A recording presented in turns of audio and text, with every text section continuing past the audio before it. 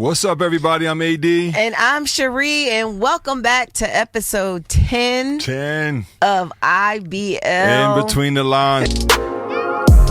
IBL, we're on a mission. Controversial discussion. From family edition to money to marriage and it's in between the lines. Girl, yes, we're going to talk about it all. Family, blended family, how hard it was for us to blend together. We're going to talk about money. We're even going to talk about emotional affairs, girl. I can't wait. We're so glad you guys are here with us. This is the holiday week. Yeah, it's Thanksgiving on Thursday. Thanksgiving. We all got something to be thankful for. Yeah. We're excited for this week. And we, like my wife said, this is episode 10. Again, as we keep saying, we are on a roll. Make sure that you like, subscribe, and hit the bell icon. And make sure you share this link. Yes. We got a hot topic, but I'm almost sure she has a random question. I do have a random question. So, in the vein of it's Thanksgiving on Thursday, we're actually hosting. So we have about 20 people coming over, and I don't know that I present as an extrovert, but I'm completely an introvert. I love family, but I'm already overwhelmed. This is foolishness. So, for someone who doesn't get overwhelmed with a lot of people, and I feel like, you're an extrovert in a sense, right? Like, you love being around people. You do a great job with it. You don't get uncomfortable in large rooms, do you? I don't get uncomfortable, but I am an introvert in large rooms. You are? You don't seem like it. That's what I'm saying. The difference between me and you is you come alive in large rooms. Because I have to. But here's the random question. For those of you who may be hosting, or you are going to a family event, and maybe this is your first year meeting the in-laws or the family, and what advice do you have for those of us that over a period of hours begin to get overwhelmed with all of the running around, the kids, everything? You want me to give advice, or you want them to give advice? I think you should give advice to them, to us. I will give you and other half us some advice. Keep your mind on, especially this particular holiday. So let's just use this holiday. Keep your mind on thankfulness. Yeah. It's the best you can do. There's no super thing coming out of the sky that's going to help you get through it. You have to yourself. You have to activate that within your own heart and in your own mind. That even though you may feel that you're overwhelmed, I am thankful for family. I'm thankful for this opportunity, because there are so many in this world that don't have this opportunity to be with family for so many different reasons. We don't have the name, but I'm sure we can all think of something.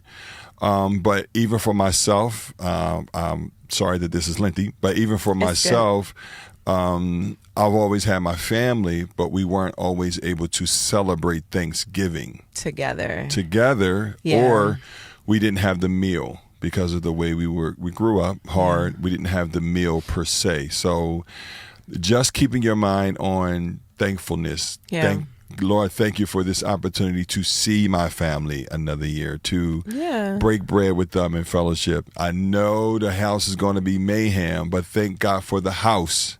So it can be mayhem. You know what I mean? So it's really thinking about those types of things and keeping your mind there. It'll help you get through it. And you never know. You may get a breakthrough and be looking forward to it next year. You just never know. Could be. Anything's possible with the Lord. Now, I love my family. When we get together, we just completely cut up. It's ridiculous. So we do have a lot of games, and you got Damir and his son coming over with Sons, the grandkids coming over. Wife. Yeah. So the whole family's coming over. So this will be the first. This will be the first year that they've come for Thanksgiving. So I am thankful for that. So there's a lot of first. Ty, if you're watching, hopefully y'all next year or even Christmas, let's make it happen. Yeah, that would be really good. Let's make it happen. Yeah, I'm excited. All right, so I was going to ask you another random question, but we'll leave that for next week. Next week's random questions. So I feel like we have a really good topic. I think that it's relevant. I think that anybody in a relationship can connect to what we're going to talk about. You've been in a series. We've been teaching a series for the last 2 Sundays, and it has been so challenging. Really, the last few weeks. And it's been so good. Matter of fact, for the last 6 weeks, we've been in this topic of courage, right? But you ended the series with the last 2 topics of courage to commit. Yeah. And then courage, you did Sunday, the courage to recommit. Yes. And I just thought it'd be really dope to talk about that in the context of marriage and relationships. The relationships are hard because you're not dealing with people that think exactly the way you think or see things the way you see it from your angle. So the topic I want to talk about is I'm going to flip it. I'm going to say it and then we'll kind of flip it. But decommitting when you have already committed. And it's more, I want to talk about it from the perspective of the challenge. The challenge when we decommit in relationships when we've already committed. Now, this may be in the context of marriage. There's a ring on it. You had the wedding, you had the honeymoon, and you're home. Yeah. And you've committed. You've committed to God. You said for better or for worse, in God. In front of people, in front possibly. Of family, friends, a judge, potentially. Yeah. And a vow, most importantly, to yourself, and a vow to your significant other.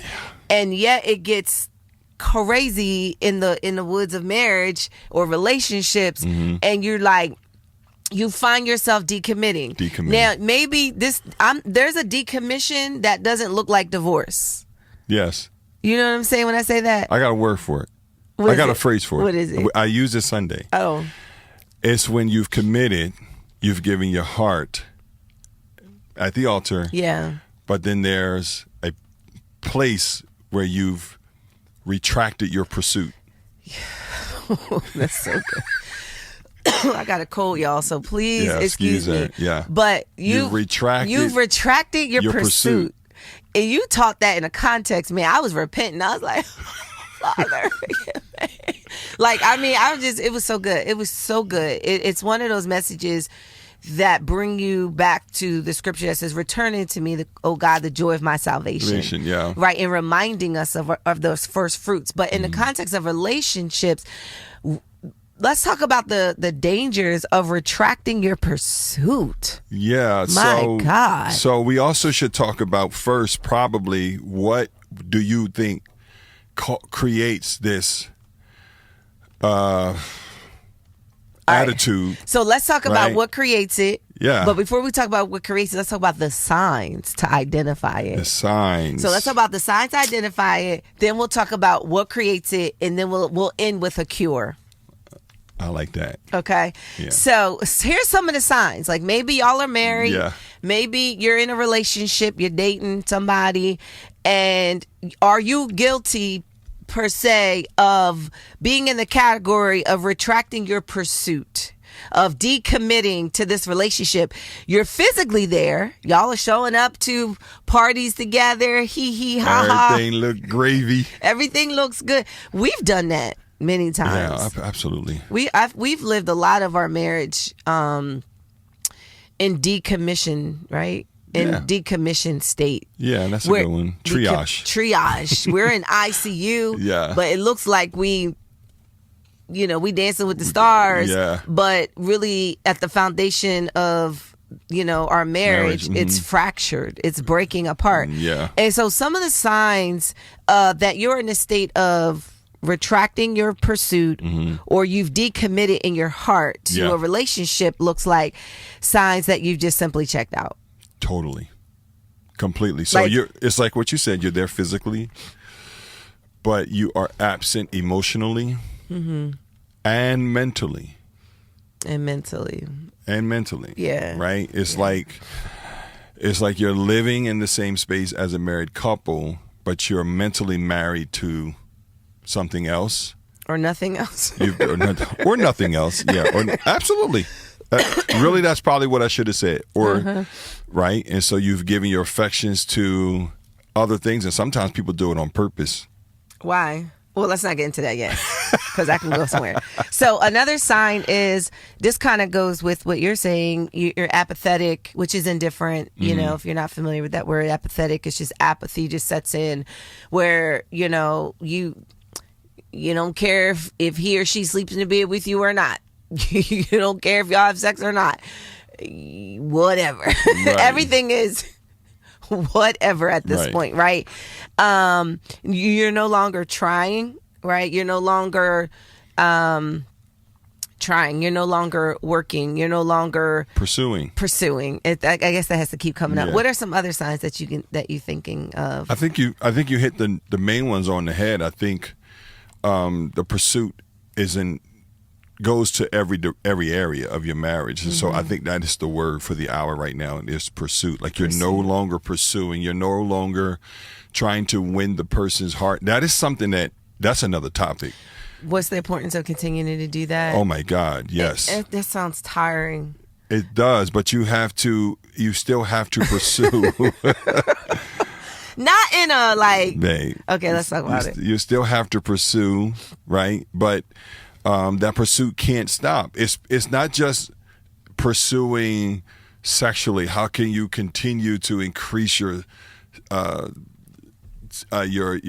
intimacy, but also pursuing and knowing one another. Pursuing and how does my wife think? I don't know. Do you feel like you ever get to a point where you know the person? Like there's always more? Are we like God, don't be saying that Pastor Reed said that we are God. What I'm saying is that, are we like God in that we're multifaceted and it could take a lifetime to truly get to know? Well, I think we're always going to be in a place of knowing. I'm never going to know all of you, right? Because you're never going to know all of me. And I'm about to say something, because women are always changing. Men change too. I was going to say men change too. But women change like the weather. No, don't do that. Okay, so women. I'm always in constant pursuit. Women evolve. Men, I think men do the same. Men evolve too. Like I feel like definitely who you are now is not who you were at 28. So who I was at 28 is who I am today.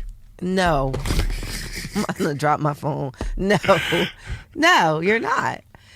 I feel like only people. I was gonna say, and you don't want to be, right? Like, no, I hope I'm not. Want to be. I hope I'm not that 25-year-old that was just like in survival mode, trying to figure things out, trying to figure herself out, get to know her. Over the years, you begin to fall in love with yourself. You begin to know yourself. You begin to say, oh, this truly doesn't make me happy, or this does. And so now you're communicating that. And so your spouse or significant other. Or over the years, you don't like yourself. And you could be two different people, healthy and whole. Right? Like healed trauma. Yeah. You know what I'm saying? Broken. Healed in these areas. Whole. Broken in these. Like you're two different people. You respond differently. You everything. I know you think differently. The scripture says you're like a ship tossed to and fro. That's an emotional roller coaster. Yep. Right? And so we're emotional. We have new situations coming into our life that changes and shifts our emotions. Yeah. Right? And then you're like, you got to learn yourself all over, because you're like, I didn't think I would respond that way to X, Y, and Z. Yeah. So that pursuit has to stay there in every area. But there's so many things that causes us to retract that. So let's talk about that second part, which is why. Well, we get on each other's nerves. So I ain't finished the sentence. You was ready. He had that locked and loaded. He was ready. I'm sorry. Go ahead. Come on. Dang. Get the question out. Kill Charles' nerves. I gotta let you finish your monologue. Go ahead. Oh my goodness. So we talked about some of the signs of why people decommit in relationship once they committed. But let's talk about what are some of those reasons why someone decommits their heart? And I'll let you go since you win. Well, that's one. I gave you one. I gave you the other 50. No, I'll give you another. Seriously, like we're talking about. So you're saying like, okay, me getting on your nerves will cause you to decommit. Don't you think it's deeper than that? It is. That was a joke. It is. But I think, on a serious note, I think one of the reasons why I think people find themselves decommitting is when they don't feel that you're both pursuing. When you feel what I'm saying? Like when a person feels you're not pursuing like you used to, you're not pressing in like you used to. So I'm out here on an island by myself. Yeah. So you decommit. Now it's really dangerous now. Now, do you think it's conscious or subconscious? Like, do you think it's intentional, the decommission? Do you think they're like, they woke up and it was like, that's it. I'm not going to divorce him or her, but I'm good. I've done it. Intentionally, not subconsciously. Nope, intentionally. Okay. I think a lot of mine is subconscious. I would agree with you. You know what I'm saying? Yeah. Like I've never awaken. I need English. I need to go back to English. I've never awakened. That sounds so weird. I never woke up. I never woke up and said, that's like, intentionally I'm not pursuing him. No, I've never intentionally said, if he says hi, I don't know, like if he says hi, I'm not saying hi, I'm not cooking him, I'm not engaging him. Now I believe you, but the person feels it's intentional. Listen, either is bad. I'm just kind of digging down to, but I believe you, wondering though, like, is it for you? You're saying it's intentional. It was conscious, a decision versus a subconscious decision where your emotions are just kind of leading you, and you didn't realize that you kind of just like, I'm good. Yeah. You kind of went into like self-preservation mode, or just now my brain is going because I'm thinking about the times that I've done that. You said simply just the person's getting on your nerves.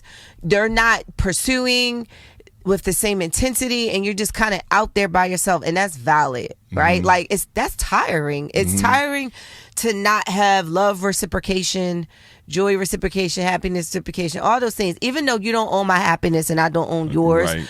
I don't think that that's still a statement to be said as an excuse not to try to make someone happy. Because that's going around too, like, well, I don't own your happiness. And you're right. Like, I own my own happiness. But at the end of the day, as a wife, like, if I love you and if you love me, it seemed like you would want to try to make that person happy. I do think that this I own my own, you own your own happiness is a little bit of a cop-out too, because there is still a responsibility that we all play, and we need each other, and if we are each other's medicine. Yeah. Right? There is a part where that we have a responsibility in the marriage to create space for joy with one another and stuff like that. Now, you're not my God, I'm not your God. I am my own person, you are your own person, but we have become one. That's the thing that's being canceled, trying to be canceled out. The term trying to be canceled, it seems like the world is canceling out of marriages is the two shall become one. Which is like something supernatural in itself. Mm-hmm. And it's to be, we should do a study on that. Like so just becoming one. But I need to own my own happiness. You need to own your own happiness. But I still, as a husband, have a responsibility to help bring, especially when I feel like you need joy. Yeah. You right? You feel what I'm saying? Like, me knowing what brings you joy, the things that your love language, like that's a really good one. Like whatever your love language is and how I can help bring you up to, right? So there's a responsibility, I still believe, as married couples, that we still are part of that joy strength. I just got another one. Okay, come on. And that's really good. You can find yourself decommitting if you see that none of your efforts are working. That's true. That's a really good one. I know. Wow. Yeah, I didn't think about that. I feel like we've dealt with that with like you decommit if you see like everything you're trying to do is not helping or working. I don't know. This is the flow. This is the flow of the efforts. What is this? My hand in the spirit was like the flow was coming this way. So I think I don't know. I'm just out here on the limb, but I feel. I don't know. And during this podcast we be recording, I feel like Holy Spirit be speaking to me. But I feel like, I don't know, like sometimes I examine myself. Like I will examine myself. And I said this in another episode. And I was like, I'm not easy to be with. You know what I'm saying? Like you said that. Yeah. Not me. No, I'm okay with saying that. Listen. I know. I'm not one of those people that legends they own mine. They be like, no. Like, I know that I'm not for myself. I'm not easy to be with myself. Right. Like, right.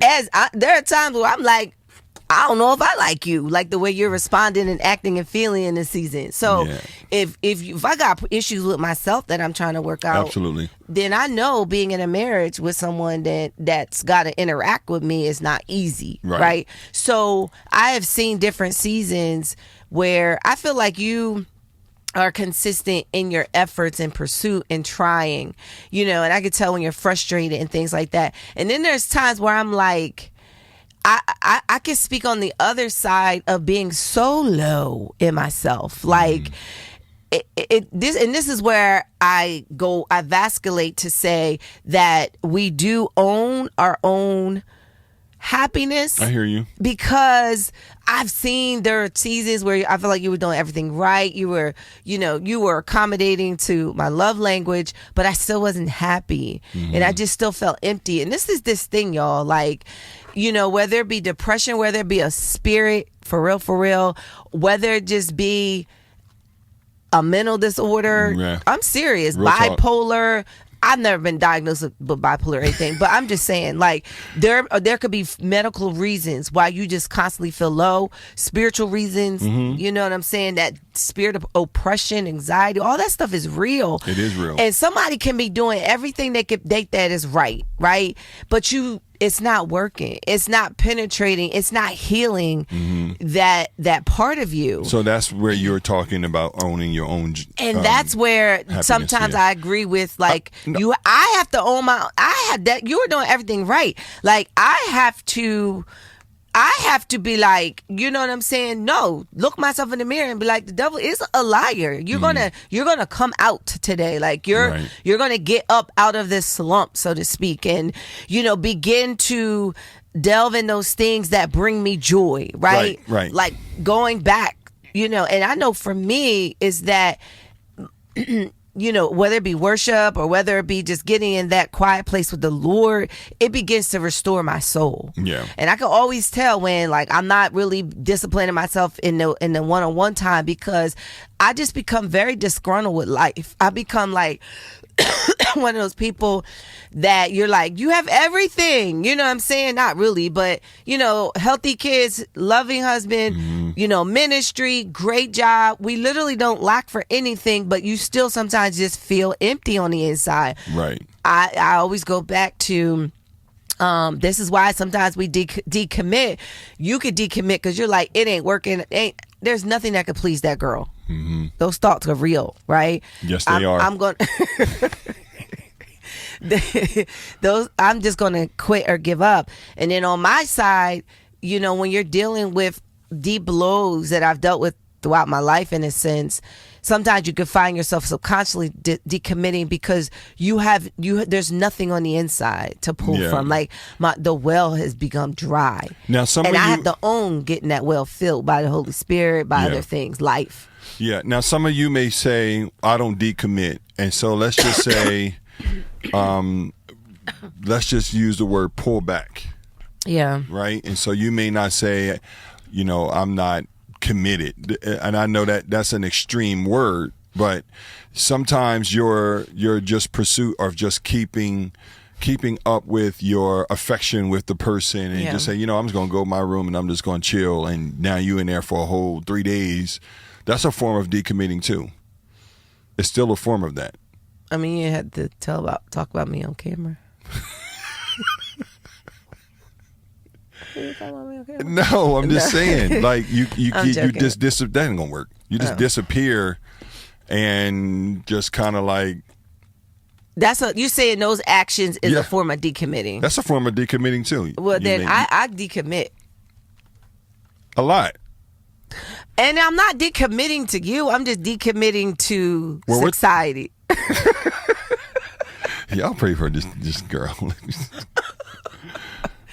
And then I feel like I'm good. Like, I feel like the way that I recharge, because my mind is constantly going, is like... But we're not... Let me fix this, because I can see somebody in the comments saying there's nothing wrong with taking time for yourself. That's not that. Yeah. This is a issue of decommitting. But in a sense, though, guys, like if you married with kids, and I do this, I do this at times. So listen, we're gonna be real transparent on this podcast. I do this at times where I'll isolate in my room, and like a day and a half. I mean, I'm working.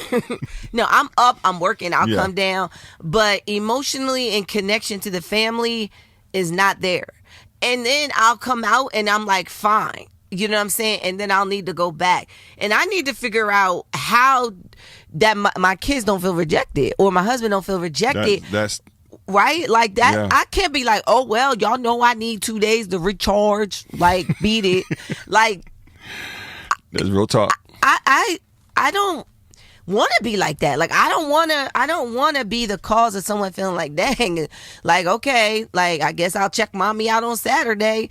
You know what I'm saying? And it's not a depression. Like, the kids will come in the room and they hang with me. Mm-hmm. They'll be in there for hours. Especially Gabby. Yeah, like my youngest one. Mm-hmm. So it's not that. I'll be watching or I'll be reading or I'll just be sitting, honestly. Mm-hmm. Like, here lately, it's just been really just sitting and just thinking and meditating. But those are signs of decommission and decommitting in a relationship. We have to think about how it makes those that love us feel. Like, how does that make him feel? Mm-hmm. How does that make my kids feel? Yeah. I mean, can you distinguish decommitting from needing time alone, though? Well, I didn't think, I just classified it as time alone. You told me it was decommitting. So time alone. So this is how I do it. Now, I'm not speaking for the world. Those who are in the comments, I'm not speaking for the world. I'm speaking for me. When I decommit, if I decommit, there's an emotional detachment. Mm-hmm. There's a mental detachment. It's different from time alone. Mm-hmm. I can tell someone just needs to go read a book, and I can still feel in the air a connection still. Mm-hmm. I still can feel we're good. She just needs time alone. Mm-hmm. Then there are moments you feel this person is not there at all. Mm-hmm. They're in the room and they took their emotions with them away from you and the family. They not think about you, don't want to think about you. And that you can feel that. Yeah. You can feel it. It may not be don't want to. It's just. No, that's what, like you did say, if it's intentional or not. Oh, yeah. I see what you're saying. If it's intentional or not. And so those are just some signs, you know what I mean? Hopefully us kind of exposing ourselves maybe helps you guys see that you do this too. Like, emotional decommission is honestly, in my opinion, as just as equally detrimental as physical decommission, where you just kind of remove yourself physically. Yes. Because we're emotional, we're spirit beings. We can feel when someone is disconnected, and we many times receive it as abandonment or in rejection. Yeah. And those are hard things to deal with in a marriage and in a relationship. Absolutely. I have another challenge to remaining. Let's kind of flip to challenges to remaining committed. Or a fear of what frustrates you never changing, right? So a lot of people decommit, because we're talking about why do people decommit. Maybe you feel like you're just frustrated that what they keep doing will never change. So like, is he ever gonna pick up his pants off of the floor? Like, is he ever, or is she ever going to cook? Or I don't know. Like, and it's been 3 years, 4 years, 5 years, and you don't see any behaviors changing, but these behaviors frustrate you. You can find yourself emotionally or even physically decommitting to a commitment that you made. That's real talk. Right? Like, and That's just, I don't know. That's So I guess the question is also too that if you're married, it's too late if you didn't think about this. But those who are watching and you're not married, you have to ask yourself, if the person never changes, can you live with this person in this condition? And personally, I think that without this change for the rest of your life, if they never change. I remember saying that to one of our relatives. They were about to marry this guy, and we loved him, but he had some major issues. Mm-hmm. And she was considering marriage. And I remember saying to her, if he never changed these major issues, right? Would you be happy? Like, are you okay with that? And she was heck to the no. And I said to her, it's unfair to marry someone as they are, hoping that they change. Right. That's not right, because the reality is they may never change. May never. And so now you 2 years in and you have this expectation. We do this a lot in the church. We like, we're just going to pray for him and we're going to fast together. And listen, I believe in fasting, I believe in prayer, but if that person don't want to change, they ain't changing. Why? Because God is not going to ever break somebody's will. He's not going to usurp somebody's will. He I won't wish go he against would. your will. Yep. Yep. There's a free I wish will. he would go against my will sometimes. Absolutely. Like, right? Like, God, bend my will to be yours, because I want to be in your alignment. But the reality is, you need to look at people as they are. Yeah. Yes, there's always a hope that we, like, thank God we had growth, but because when we came to the marriage, we was broke. Bad. Yo, I'm gonna go on record right now, and I'm gonna tell y'all right now, because we just real. I'm from the streets. I'm from the hood. This just is what it is. I don't even know why this girl stuck around, because it was bad. Like, I still had a whole lot. You should have decommitted, because let me tell you, because I had a whole lot of my street mindset mentality, the shoebox mentality, just the whole. And he was trying to stay committed to not going back to selling a pack. He knew how to get money. He just didn't know how to do it legally. And so now we're married, and he's like, there were times, I ain't gonna lie, I was like, we were struggling, and I was like, God, I forgive you, you just sell one more pack. She don't know I had listen, 4 or 5 times. It was so bad. But I was committed. Listen, it was so bad. Thank God, because you probably went to jail. But there were times where we didn't have milk for our daughter, my baby, and people be like, "Oh, I can't believe they broke in the store and stole whatever." I do. I did. Let my baby be hungry. Real talk. It's gonna be a purge up in this piece. All right, we're going we're going to stay on topic with Okay, I'm sorry. We're going to stay on topic, but real talk, connecting to what you said, we own property, right? So we own one of the piece of property is a 10,000 plus square foot. You talking about today? Building today. Oh, yeah. So we own a piece. No, not before. Like, we own this property, and we had a break-in. Yeah. Right, and this break-in, we recognized they came in and they saw the window was open, the whole nine. Yeah. We searched the building. Someone broke in, but not one thing was missing. And like I'm electronics. We had laptops there, all kinds of stuff. Cameras, the whole nine. And come to find out, they found a canned good of fruit open, because a homeless person was just hungry. They came in, broke in, opened up the can, ate half of it, and walked out the front door. So to your point, I ain't even mad at them. Like, people like, I can't believe they broke into the church. I do. Listen, God had to save me, honey, because I'll be like, set it off. Give me your money. Like, Pause. I'm sorry. Pause. I'm just saying. If your baby, you know that song, what would you do if your son was at home crying all night? Yeah, babe. Okay. In the pocket. All right. Thank God for saving me. Let's bring back to holiness. So, frustrated. Come on. Frustrated that they won't change will cause you to be apathetic. It could cause you to be like, I'm good. Like, I'm not going to leave. I got these babies here. You know what I'm saying? I love them, but he get on my nerves. You know what I'm saying? I love him, but, I don't know. Love him, can't kill him. I don't know. Like, You know, I don't know. So you just kind of emotionally, you emotionally decommit, right? So let's talk about some cure. Let's bring it back. Let's bring it. Thank you, Holy Spirit. Let's talk about the cure. Let's talk about some of the fixes to these things. I think there's more to talk about, though. Okay, well, let's go. The dangers. Okay. Let's the dangers of decommitting. Let's do dangers. All right. And So cure. the dangers of decommitting. I'll start. The dangers of decommitting is when you decommit, you actually create an open door for the enemy. Yeah. In any way. I mean, we talked about one episode, the emotional affairs, physical affairs. All of that. Affairs is not the only thing, though, right? Like it's living separate lives, but living separate. And we're obviously talking to the married people, even though we know some of y'all shacking up. But I'm just if you're married and you're living together, but you're living separate lives, there's a financial impact, right?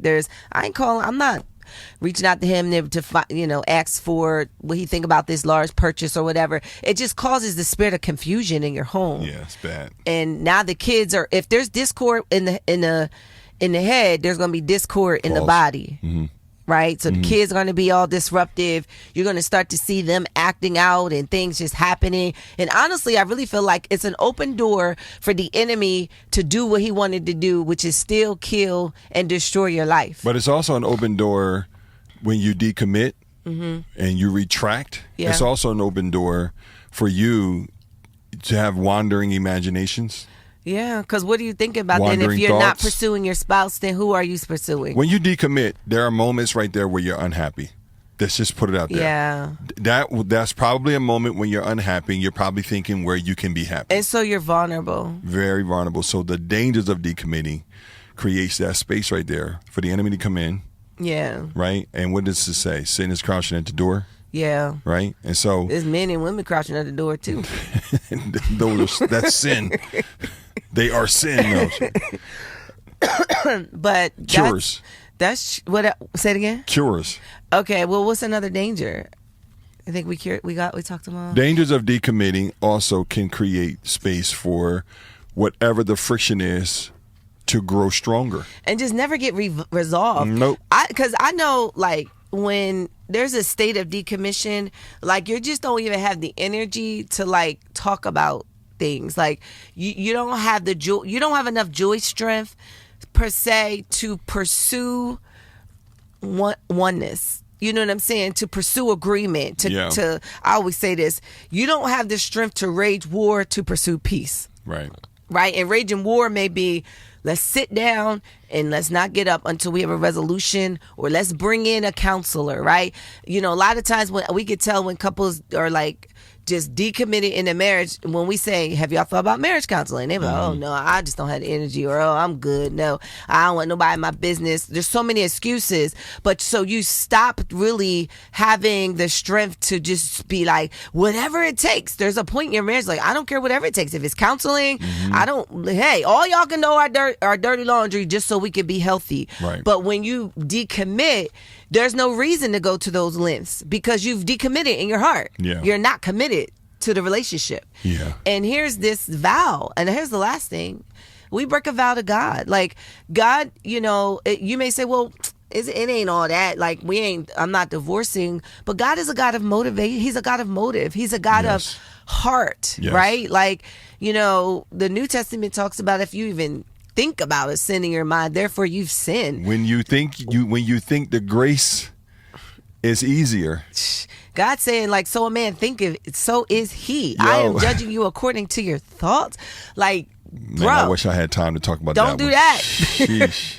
Please don't do that. So the Lord is looking at the state that you're in, and it's like what you were saying on Sunday. He's like, Cherie, where are you? Where are you, Where Adam? are you with this commitment? Yeah. This commitment that you made before me, you vowed unto God that you will be committed to your husband for better or for worse. So I just hear God saying that, you know what I mean? So, to all of us, like, you know, God said to Adam in the garden when they sinned, Adam, where are you? And I just hear him saying, like, whatever your name are. Do you recognize the state you're in? Do you recognize the state you're in? That's another way, because like you said on Sunday, that was a good message. Matter of fact, y'all need to go look up the message at City of Love. Seriously, YouTube. I think it'll change your life. It was so good because it was a part of the message you said. God looked at Adam. He probably was looking at him like he saw him in the natural. So it wasn't the question wasn't a question of natural proximity. Where are you in the earth, longitude, latitude? Not the all-knowing God. He can't be all-knowing, but then don't know where. What state are you in? Yeah, he's looking dead at Adam while he's asking him that question. You're not in the same state that I left you. And so you preaching Sunday this Sunday. I'm not, Part but two. I'm not. But I'm not. And you're not decommitting. No, I'm joking. I never committed. So going back to our notes here, let's talk about a cure. I think a lot of what we even just stated, I know for me, listen, some of y'all that watch our podcast may say, oh, I'm not religious, and y'all think we funny and you're getting gold nuggets. More power to you. But I truly am a type person. I don't see how people are living in this world as evil, wicked, as just jacked up, stressful it is without a relationship, without a relationship with God. He is my peace, and He's my convictor. Because really, the reality is, without God, I wouldn't be married. I would have been left, and I know you would have been left too. Like it's my commitment and my vow to God that says that I want to serve you. I want to be in your will. I want to live according to your biblical principles. That's what keeps me in alignment. That is the plumb line of my life. Yeah. And so I know that for sure, hands down, that is the number one cure. And me just going to the Father and saying, Father, I'm in a bad state. I'm in a low place. I'm just in a place where I feel XYZ, right? Yeah. And allow that restoration to flood in. And here are some practical things, because the church is good at praying and not doing. Yeah. We will pray for something that we have the natural power to do. So we're like, oh God, change my heart. Help me love my husband. Okay. Until you feel it, do it. Right. You know what I'm saying? Activate. Like, what are we doing to activate our prayers? So it's that's a whole nother podcast. It is. Right there, baby. So it's like getting up and naturally doing the opposite of what you don't feel. Nobody really feels like serving their spouse all the time, maybe even half the time. You do. I mean, he's rare. You from that planet Krypton. I think it's in your nature. I really do. I think it's in your nature. No, I'm giving you an excuse. Like too much. No, I'm dead serious. Like, I don't think that's natural. No, I mean, it's my job. 2, I knew what I was signing up for. 3, I'm always in pursuit to make you happy. That look real sinister. Y'all, if I don't show up on the next IBL podcast, come find me. No, real talk. It's what I always say, what you focus on the longest becomes the strongest in your life, right? Yeah. And so my focus is God first, and then my wife second, then my children third. Mm-hmm. And so after I have my time with God, which is really an all-day thing, you know what I mean? But my next on the list is my wife, and so my mind is constantly with you. What can I do? While we're on this podcast, I'm already saying, what am I going to make her for lunch? Oh, I was going to say I was going to make you lunch. So you can't take that one. Okay, I'll let you make me lunch. Right. But my mind is always there. And even if, like, today, like, what are we doing? Like, right, we have committed to doing some things around the house. Doing some things. Yo, this Negro. Stop. Pause. Stop. Negro is not a bad word. No. You decided to tear our whole house apart. So, we're doing some things.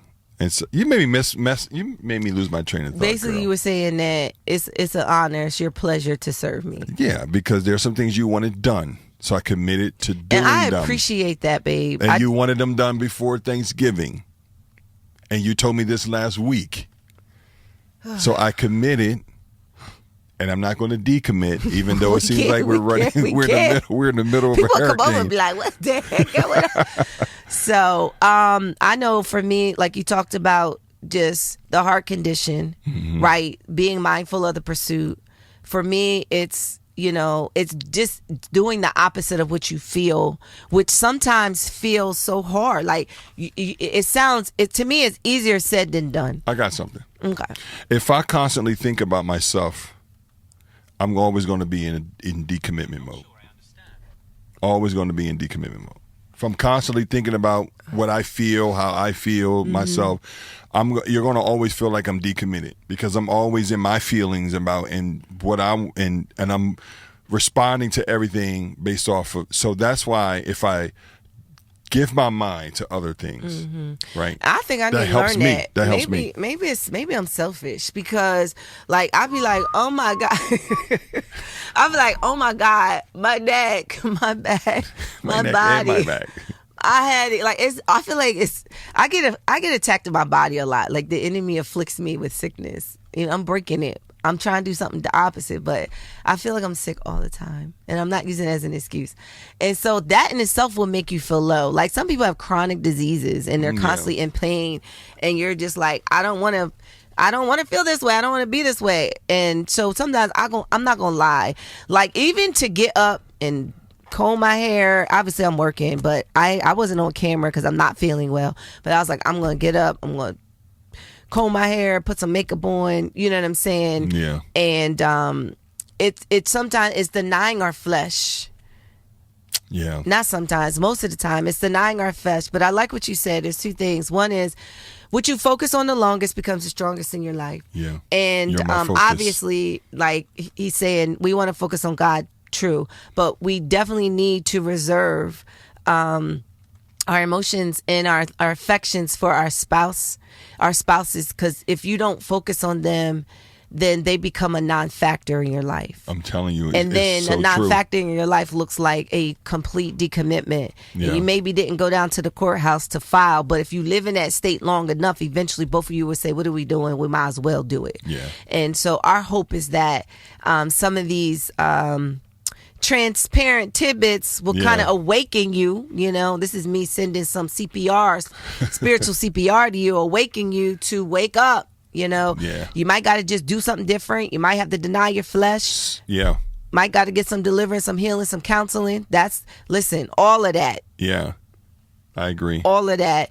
And I think it's important to think about those things that you do love about your spouse versus those things that frustrate you. Yeah. I think we went over our time, but I do have something we can end with that may give some homework. Okay. So 2 weeks ago in the series, one of the points that I gave is that you can't commit to the new unless you are willing to decommit from the old. Yeah, that's good. Right? So allow this decommitment attitude be an old thing. Right? Be willing to hey, I'm not, you know what? I'm not going into that. I'm not going back to the little place. Right. I got to catch myself when I go into isolation mode. Like I'm not doing it. I'm not doing it. You know what I mean? Being determined. Right. But even you have to be intentional when the person's getting on your nerve, when you feel like you need a break, when you feel all of that connecting to your marriage, you have to make sure that you're not that person doesn't feel like you've just retracted your pursuit. Yeah, because they don't deserve that. No. Because the same grace you sow, you're going to need. Absolutely. Absolutely. So That's we good. hope this podcast helped you. Yeah. Yeah. Until next time, we'll see you next week. I'm AD. And I'm Cherie. Thank you for checking out In Between the Lines. Till next time. Peace. Hey, make sure you like and subscribe. And hit that bell icon for more updates.